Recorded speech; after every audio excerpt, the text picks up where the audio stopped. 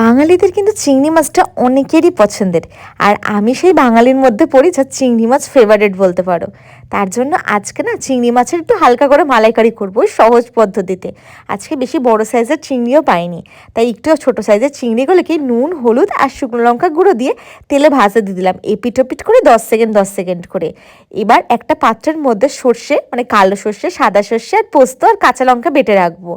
আর ওই তেলের মধ্যেই এবার হচ্ছে গোটা গরম মশলা ফোড়ন দিয়ে পেঁয়াজ বাটা, তার সাথে আদা রসুন বাটা দিয়ে পরিমাণ মতো নুন হলুদ দিয়ে এটা কষিয়ে নেবো।